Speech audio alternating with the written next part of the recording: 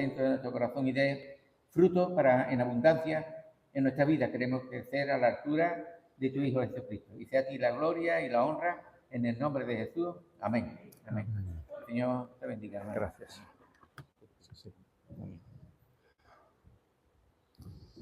Pues bien, mientras estáis buscando en el Antiguo Testamento el libro de Jonás, uno de los profetas menores,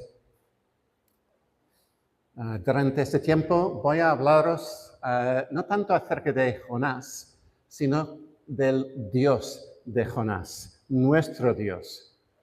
Es la persona más importante que tenemos en estos papeles. Vamos a leer desde el último de capítulo 1, versículo 17, hasta el final del capítulo 3.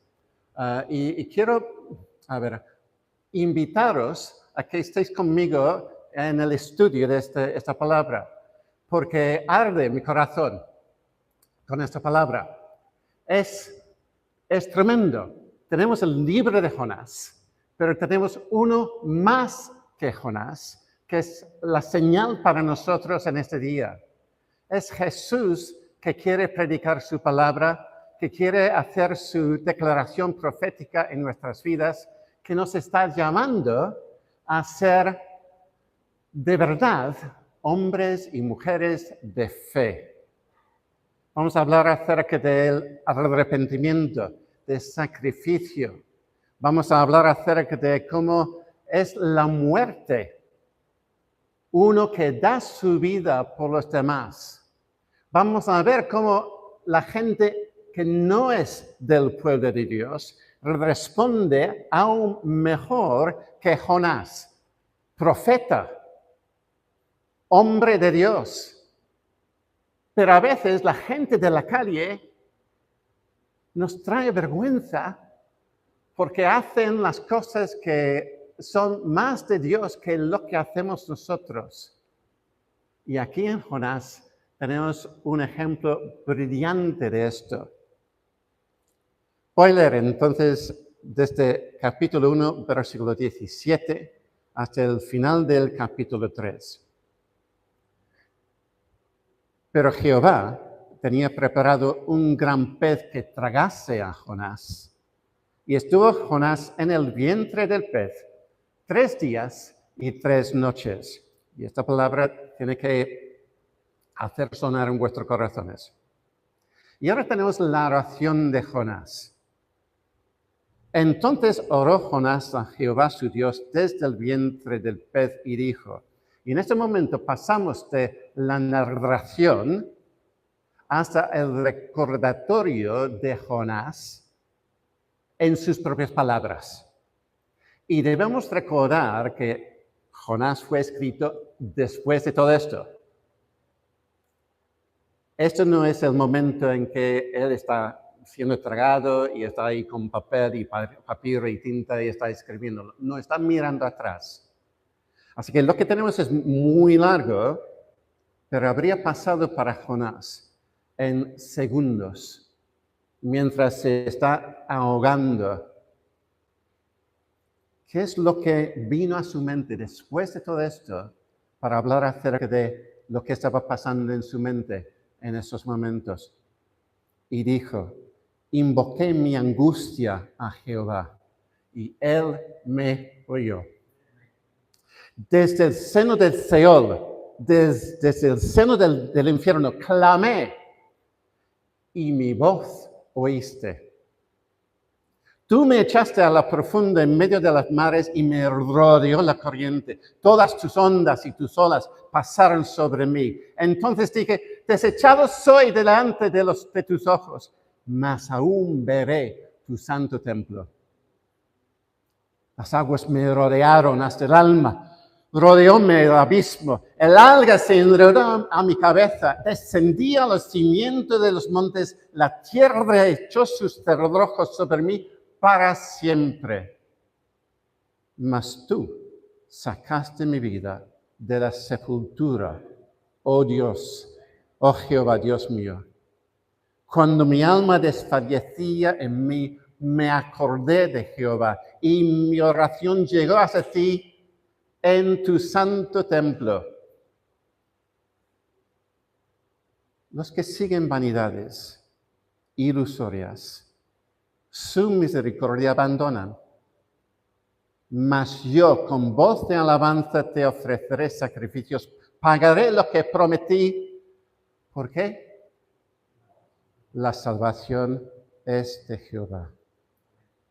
Y mandó Jehová al pez y vomitó a Jonás en tierra. Y ahora empezamos lo que es la segunda parte. Esto es como Netflix con su serie limitado. Segundo episodio. Vino palabra de Jehová por segunda vez a Jonás diciendo, levántate y ve a Nínive. Es exactamente el primer plan repetido, una oportunidad más, diciendo, levántate y ve a Nínive, aquella gran ciudad, y proclama en ella el mensaje que yo te diré. Y se levantó Jonás y fue a Nínive conforme a la palabra de Jehová. Y era Nínive ciudad grande en extremo, de 3 días de camino. Y comenzó Jonás a entrar por la ciudad camino de 1 día y predicaba diciendo, de aquí a 40 días Nínive será destruida. Imagina que escuchamos la voz del Señor diciendo, de aquí a 40 días Jerez de la frontera será destruida. ¿Qué entraría en tu corazón? ¿Dónde pensarías ir? ¿Cómo responderías a esta palabra? Porque esto fue la palabra que fue dada a los de Nínive. Versículo 5. Y los hombres de Nínive creyeron a Dios. Proclamaron ayuno. Se vistieron de cilicio desde el mayor hasta el menor de ellos. Y llegó la noticia hasta el rey de Nínive y se levantó de su silla, se despojó de su vida y se cubrió de cilicio y se sentó sobre ceniza. E hizo proclamar y anunciar en Nínive por mandato del rey y de sus grandes, diciendo, hombres y animales, bueyes, ovejas, no gusten cosa alguna. No se les dé alimento, ni beban agua, sino cúbranse de cilicio hombres y animales y clamen a Dios fuertemente y conviértese cada uno de su mal camino, de la rapiña que hay en sus manos. ¿Quién sabe si se volverá y se arrepentirá Dios y se apartará del ardor de su ira y no pereceremos? Y vio Dios lo que hicieron, que se convirtieron de su mal camino y se arrepintió del mal que había dicho que les haría y no lo hizo. Grande es Dios. ¿Por qué Jonás escribe ese libro? La misión fue cumplida, había acabado su trabajo, se supone que podría contemplar volver a su país. Pero ¿por qué escribe Jonás este libro? Llegamos una vez a este libro y podemos hacer esta pregunta, porque es un libro con una estructura muy acertada. Nos ayuda a recordarlo cuando estamos meditando en la palabra de Dios, incluso sin tener la Biblia abierta. Capítulo 1 empieza con la llegada de la palabra de Jehová y el siguiente intento de huida del profeta de la presencia de Dios y su templo. Dios responde y manifiesta su autoridad. Dios es reconocido por los gentiles marineros. Esto en primer lugar. Dios es comunicativo, Dios responde, Dios tiene poder y autoridad sobre tierra, mar, viento y todo, hasta un gran pez. Capítulo 1. Capítulo 2. Mira la experiencia de Jonás de la muerte con el arreglo posterior de sus pensamientos al temer por su vida. Él se sentó pensando, ¿qué es lo que me pasó en aquel tiempo desde que me mojé al entrar en el agua hasta que yo podía ver este gran pez en el punto de tragarme? ¿Qué entró en mi cabeza? Esto es capítulo 2. Su fe está a la vista. Dice 2 veces, mas tú. Él tenía fe, pero su arrepentimiento no. No hay un pico de arrepentimiento en la vida de Jonás en capítulo 2. La misión queda en las manos de Dios misericordioso y al final Dios le hace volver a la vida. Y capítulo 3 vuelve a una segunda oportunidad de recibir y de responder a la palabra de Dios. Esta vez Jonás obedece y su predicación profética alcanza la totalidad de la población.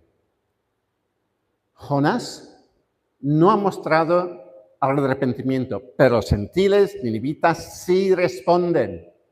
Y dentro de 3 días de la proclamación del castigo, los ciudadanos actúan en confesión y cada uno se convierte de su mal camino. Lo señala en capítulo 3, versículo 8. Es una entrega a la obediencia para evitar el castigo de Dios. Y luego más adelante, capítulo 4, se centra en, una vez más, una conversación, pero esta vez empujado por Dios. Y esta conversación, Jonás está enojado. ¿Pero por qué está enojado? Por la clemencia de Dios. Es como un niño. Pues no. Así es. Está enojado y no quiere ver la razón.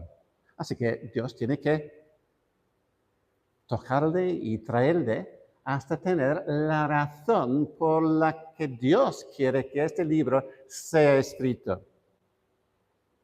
El profeta prefiere morir antes de volver al templo. Se lo dice. Déjame morir aquí. Tal vez por pensar que sus acciones van a ser tomadas como la fraternización con el enemigo. Y los demás le van a... ¿Tú predicando estos? ¿Que son nuestros enemigos? ¡Pah! ¡Fuera tú! Porque al enemigo, este plan de amar al enemigo, todavía está por ser anunciado por nuestro Cristo, el uno más grande que Jonás. Dios produce una escena de parábola para enseñar a Jonás y a los lectores de la importancia de la vida humana para Dios. Y es interesante, si quieres mirarlo, porque la próxima vez que estoy predicando voy a estar aquí en Jonás capítulo 4, de ver lo que es una pregunta abierta. Capítulo 4, versículo 11. Capítulo 4, versículo 11. Y es una pregunta abierta porque no hay respuesta de Jonás. Y la respuesta no está puesta en la Escritura porque está pidiendo a cada uno de nosotros aquí a que nosotros respondamos de una vez.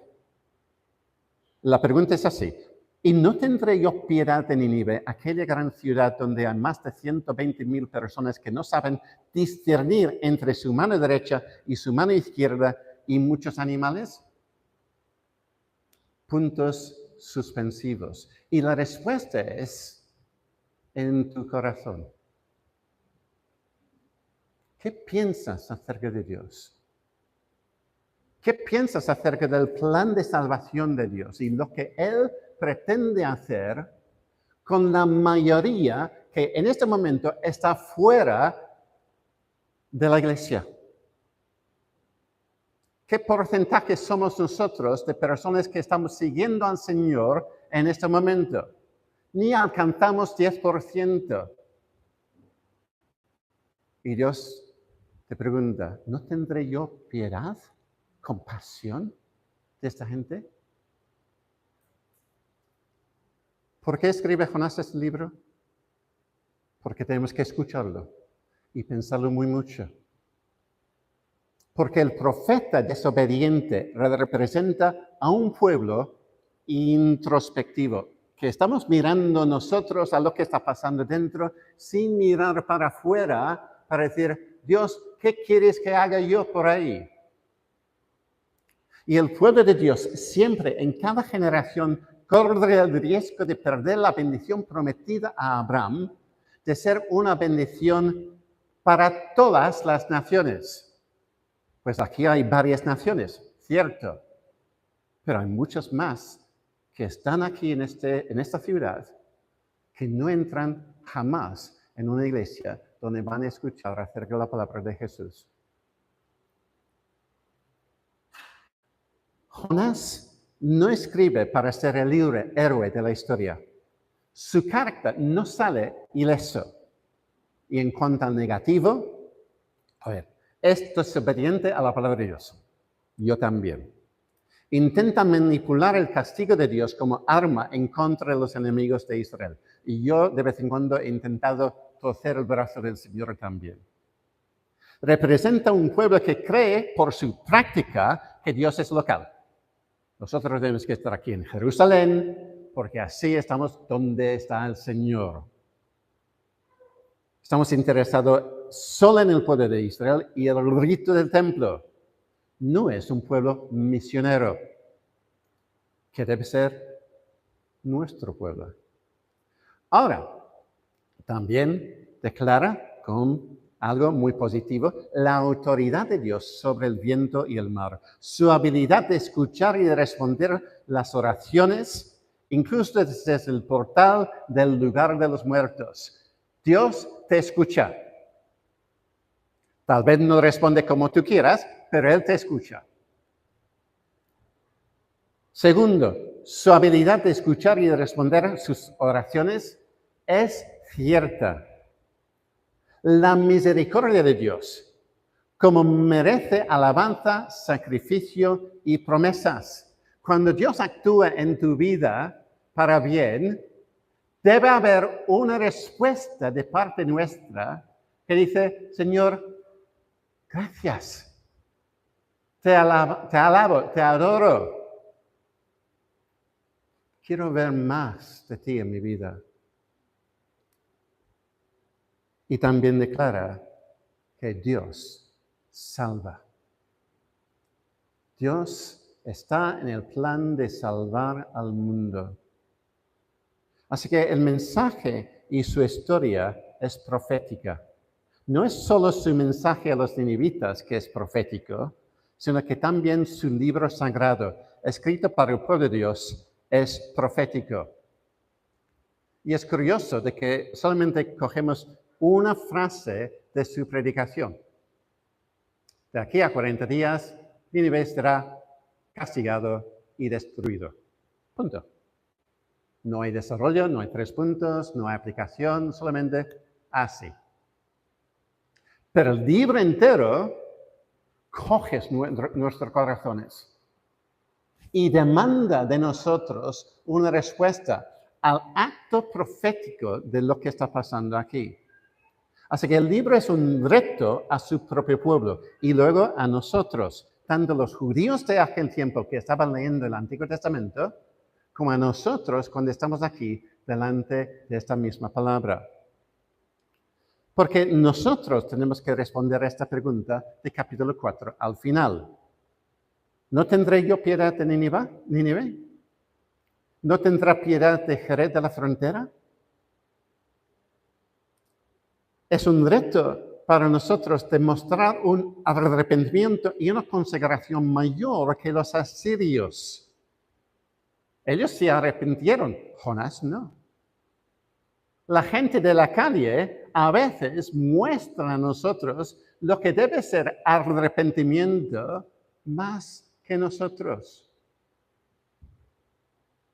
El tercer reto es de prepararse por el camino y para el camino del sacrificio, el uno por muchos. Es decir, la muerte de Jonás por la salvación de los marineros. Pero más allá de eso, en el Nuevo Testamento, luego, el justo por los injustos. ¿Y quién fue el justo? Ya sabéis. Uno por muchos. Y tú eres uno. Abraham fue uno cuando el Señor dedicó su plan para bendecirlo y alcanzar a todas las naciones. Todavía no están alcanzadas. Y nos toca a nosotros, porque somos hijos de Abraham en este sentido, para ir más allá. Tenemos que llegar a los gentiles, a sus ciudades, a sus puertas enemigas. Para nosotros tenemos que llegar a donde están los que no llegarán a nuestros templos. Y podéis empezar a nombrarlos. Las estaciones de autobuses, las discotecas, los conciertos, en la calle, en los bares, en sus casas, en sus lugares de descanso. Ahí están. Y nosotros tenemos un mensaje de un Dios misericordioso para con ellos. Así que pasamos de pensar en que el profeta desobediente, representando a un pueblo que mira para sí, y a nosotros también, pasamos a lo que es esta presión de la cercanía de la muerte.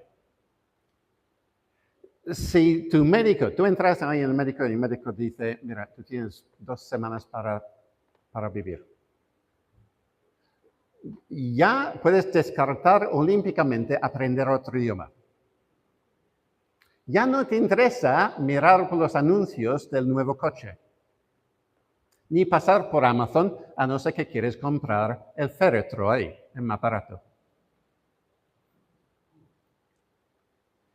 La cercanía de la muerte nos empuja hacia el arreglar la vida. Dicho desde la perspectiva de la Biblia, el arrepentimiento. Así que al escribir este capítulo 2, Jonás relata su experiencia en primera persona. Está muy cerca de él. Si capítulo 1 es narrado hablando acerca de él, capítulo 2 es muy personal. Y su escena es, versículo 1, desde el vientre del pez. Y es una experiencia para Jonás de la muerte revisitada. Pero Jehová tenía preparado un gran pez que tragase a Jonás, y estuvo Jonás en el vientre del pez 3 días y 3 noches. Ahora, quiero centrar nuestros pensamientos sobre esto, porque creo que es importante que entendamos lo enorme de lo que hizo Dios en esta situación. Y la pregunta es si Jonás muere o no. Algunos tenemos como principio Disneylandia, como la escena de Jonás y el gran pez. Creo que el Pinocho, este niño muñeca que crece en la nariz, en una de las escenas está tragado por una ballena. No es el gran pez, es una ballena, no es un pez.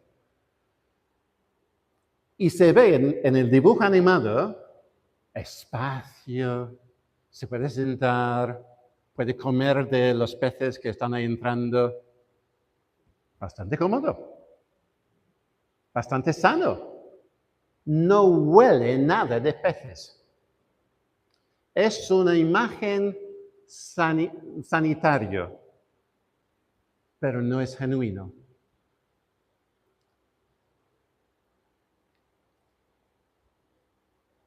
Es un lugar espacioso y el peligro es mínimo para Pinocho. A Jonás, en cambio, su vida se acaba. Los marineros lo entendieron, le echaron al mar y pidieron perdón por quitarle la vida. Capítulo 1, 14 y 15. Su respuesta es porque ellos sabían que él iba a morir. Y algunos han querido sugerir que Jonás sí pudo haber sobrevivido tal experiencia y han buscado relatos y evidencias de personas tragadas por animales en el mar. Y os digo, ha habido casos. Y han sobrevivido. Pero el resultado para un individuo bañado en los ácidos gástricos fue terrible. Blancura de papel, ciegos, sin poder responder después. No es lo que tenemos cuando tenemos ahí en capítulo 3 a Jonás. No es igual.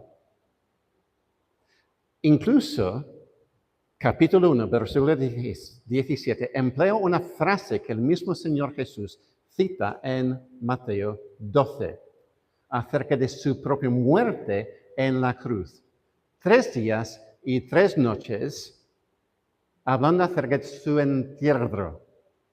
Ahora, tomemos nota que el Señor Jesús acepta esta escritura que estamos leyendo ahora mismo como verdadera, por mucho que nos cueste creerlo. Así, vamos a mirar con más profundidad lo que tenemos aquí. 1. Jonás, en el gran pez, no podría haber sabido cuánto tiempo estuvo ahí. De hecho, por falta de luz, papiro y tinta, no habría marcado tiempo ni habría escrito ese libro hasta después de todo. Su frase de 3 y 3 ha de ser algo más que una referencia a cuánto tardó el pez en llevarlo en ese crucero a la costa más cerca de Nínive. Punto número 1. 2. Jesús en Mateo capítulo 12 dice, como estuvo Jonás en el vientre del gran pez 3 días y 3 noches, así estará el Hijo del Hombre en el corazón de la tierra 3 días y 3 noches. Y Jesús, en este mismo pasaje, subraya la importancia del arrepentimiento. Ahora bien, Jesús murió en la cruz un viernes, justo antes de empezar el sábado. El sábado empezó con bajar el sol, así que él tenía que haber muerto, quitado de la cruz, metido en las sábanas y en el sepulcro antes de que se pusiera el sol. Día número 1. El segundo día, pues, fue enterrado en este sepulcro prestado. Pasó el sábado sin que nadie fuese al lugar, menos los alguaciles. Y luego las mujeres llegaron al principio del primer día de la semana, nuestro domingo, para encontrar el sepulcro vacío. Fueron 3 días, pero no fueron 3 días completos y seguramente no fueron 3 días y 3 noches. No se cuentan los días en el calendario judío de esta manera. Un día muere, segundo día está enterrado, tercer día resucita. Y este es nuestro credo. El tercer día, Cristo resucitó. No son 3 días y 3 noches. Bien. 3. ¿Cómo podemos entender esa historia entonces? Ahora, si no eres acostumbrado a leer la palabra de Dios, puede que eso pase por encima de tu cabeza, pero si puedes recordar que un amigo, Lázaro, había un Lázaro que fue un despreciado, pero había otro que fue amigo de Jesús. Tenía 2 hermanas y ellos enviaron a Jesús, Señor, tu amigo muere, ven pronto. Y Jesús les manda y no va. ¿Y qué pasó? Lázaro murió. Y cuando Jesús llega, es el 4.º día. Ya había pasado 3 días y 3 noches Lázaro en el sepulcro. ¿Qué es lo que tenemos aquí? Cuando Jesús llega al sepulcro de su amigo y manda quitar la piedra en Juan capítulo 11, Marta, la hermana del que había muerto, le dijo, Señor, llegue ya, porque es de 4 días. Es decir, más de 3 días y 3 noches. Hay algo en la mentalidad de los judíos de que lo que marca el 4.º día es el fin. El proceso ya no va a seguir adelante. Aquí en España nos enterramos a los muertos el día después, por si acaso. Pero tenemos esto como marca de nuestra cultura.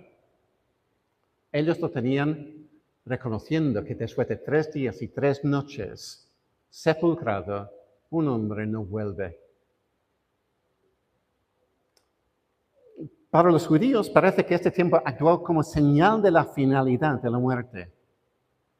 Un acto de resurrección y de resucitación habría sido más creíble, ¿no? Como con el hijo de la viuda de Naín, llevado a su entierro, o la chica de 12 años dormida en la casa de sus padres. Para Marta y sus vecinos, incluso sabiendo lo que Jesús había hecho con estos dos individuos, para Marta y sus vecinos, Jesús había llegado tarde. Y seguro que hay personas aquí que están pensando, Jesús, llegaste tarde para mí. No estabas ahí cuando te necesitaba. ¿Dónde estabas cuando? Pero Jesús siempre está con nosotros. Dios escucha nuestras oraciones, incluso cuando ni aún tenemos el aliento para respirar porque estamos tragando agua. Y desde el portal del lugar de Seol, de los muertos, el Señor oyó. Eso es lo que enseña la palabra de Dios en Jonás. Capítulo 2, entonces, y su oración es una descripción posterior de sus últimos momentos de conocimiento hasta ser tragado. Por ser un judío no muy amigo del mar, la descripción que tenemos aquí en capítulo 3, en capítulo 2, es tremendamente real. Escribe de profundidades, de corrientes, de aguas que le rodearon hasta el alma, el centro de su ser. Hubo abismo y algas tocando su cabeza. Él podría apreciar el relieve por debajo del mar, de los cimientos de los montes, y sentir las arenas movedizas atrapar su cuerpo, como si fuera para ser enterrado. En versículo 7, desfalleció su alma y sus últimos pensamientos fueron de su Dios. Bendito si tus últimos pensamientos son de Dios.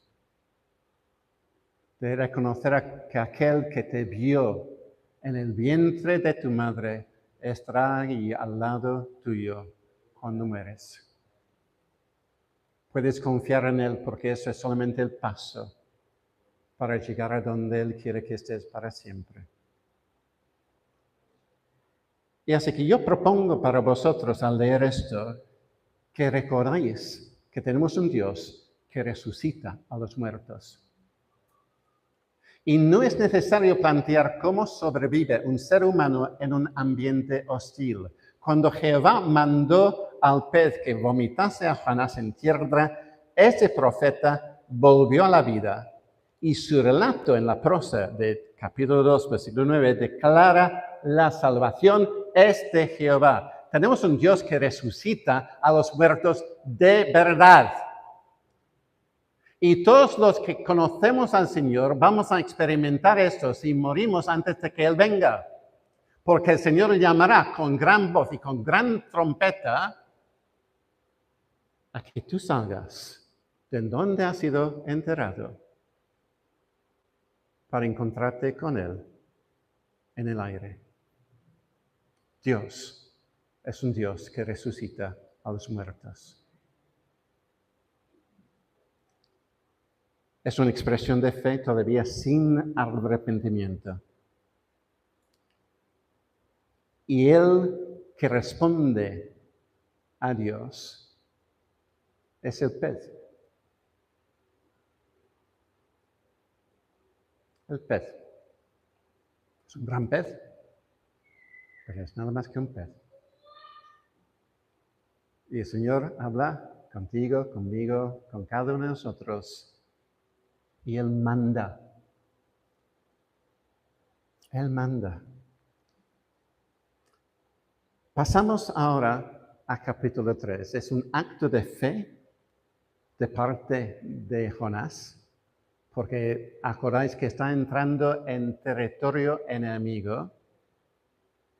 Pero al otro lado tenemos el arrepentimiento de Nínive. Su mensaje proclamó destrucción y muerte a manos de Dios. Pero incluso cuando estamos hablando acerca del castigo, ¿no es curioso de que lo que debe salir es también una nota de la paciencia de Dios? Les propició 40 días antes de ser destruida. Capítulo 3, verso 4. 40 días, casi 6 semanas, para arreglar sus vidas, para hacerse un carnaval si quisieran antes, pero no, en sus mentes no entró eso de vamos a probar la paciencia de Dios, sino el castigo de Dios, la destrucción de Dios nos viene. ¿Qué vamos a hacer? ¿Qué vamos a hacer? ¿Cuántas veces hemos tenido que depender de la paciencia de Dios en nuestras vidas? Delante de Jonás, los asirios arrepintieron. Delante de nosotros, en este mismo lugar, hablando con nosotros en nuestros corazones, es uno más grande que Jonás. Es Cristo. Por su espíritu alcanza donde este predicador no puede alcanzar. Y la amenaza de las repercusiones fue suficiente para provocar una respuesta de profundo arrepentimiento de su mal camino, de la rapiña que hay en sus manos. No fueron necesarios los 40 días, sino solamente los días de proclamación de Jonás en esta gran ciudad. Y la pregunta, capítulo 3, versículo 9. ¿Quién sabe si se volverá y se arrepentirá Dios y se apartará del ardor de su ira y no pereceremos?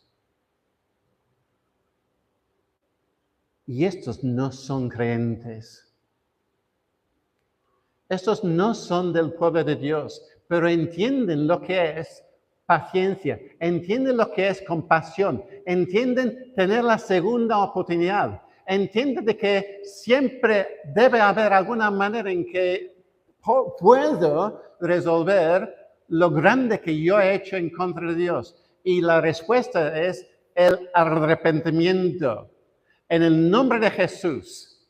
Porque no hay otro nombre bajo los cielos, en la tierra, a través de lo cual se puede ser salvo, sino Jesús. El Cristo. Nuestro Señor, nuestro amo. Ya te conozco no solamente como Padre, sino como amigo fiel, es lo que hemos cantado. Hablamos de nuestro amigo. Hablamos de Jesús como aquel que está a nuestro lado. ¿Quién sabe si se volverá, si arrepentirá Dios y se apartará del ardor de su ira y no perecemos?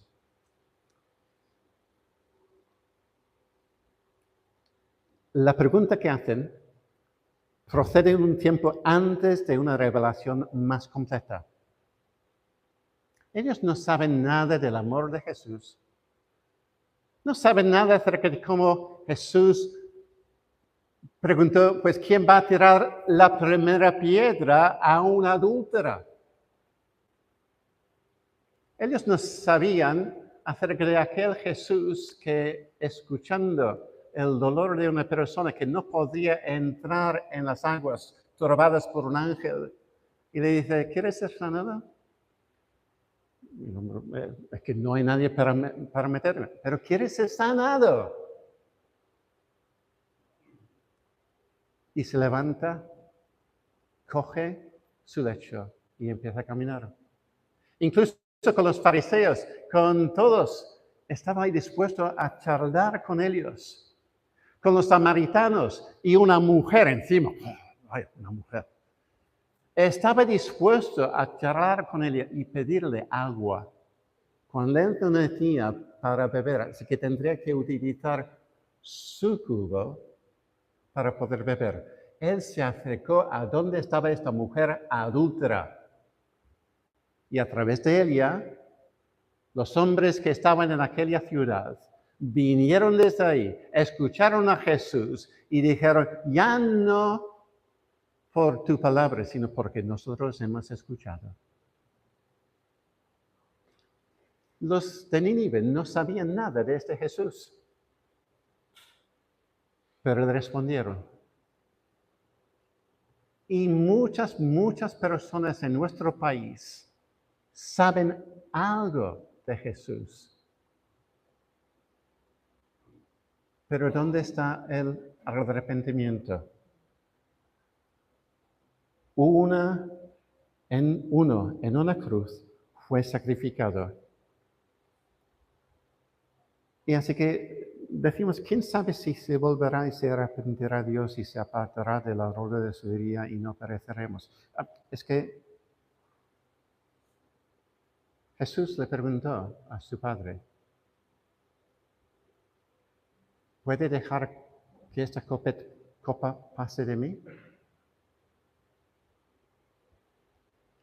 Y la verdad es que su padre dijo, no, porque de ti no se apartará el ardor de mi ira. Caerá sobre ti como un hacha.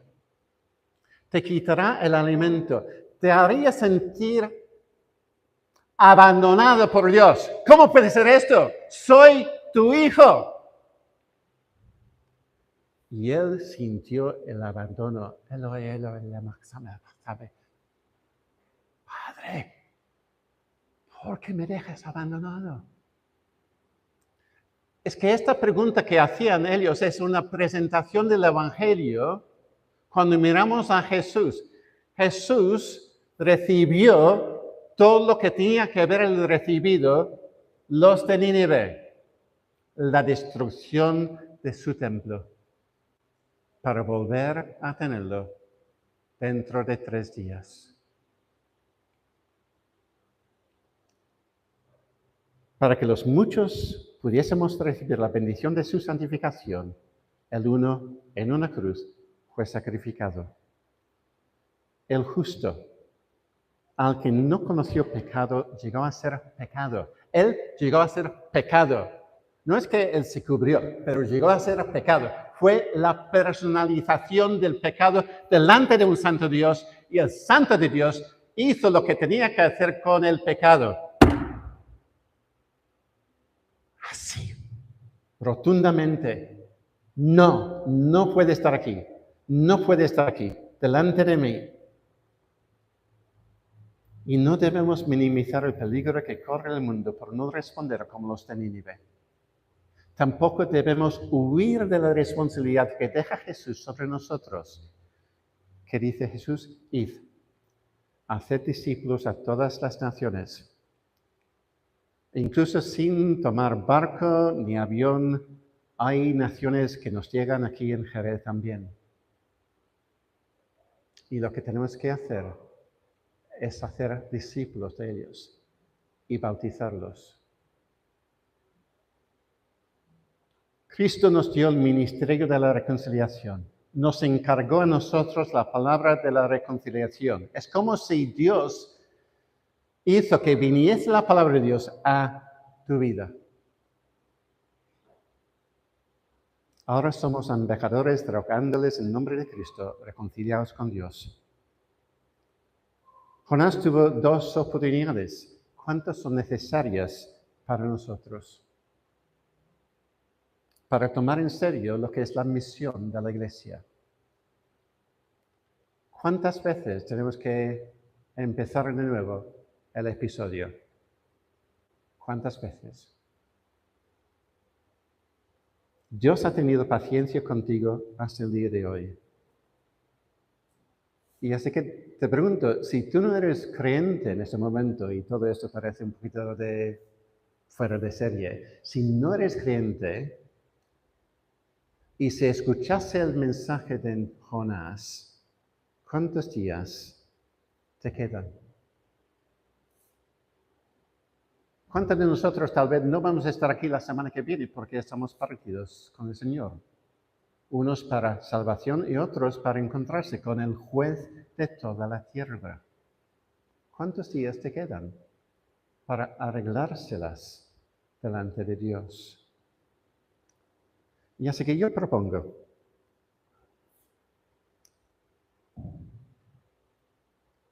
tenemos los pastores aquí delante de nosotros.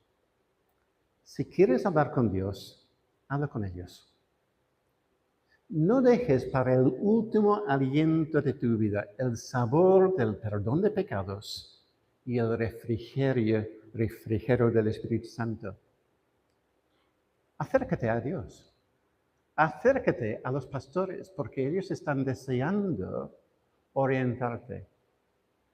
Si tú piensas que la mano de Dios está en tu vida para poder alcanzar a alguien que está en tu calle, o alguien que está en tu grupo, o alguien que tú conoces, pide que el Señor, a través de tus pastores, te envíe para hacer este trabajo.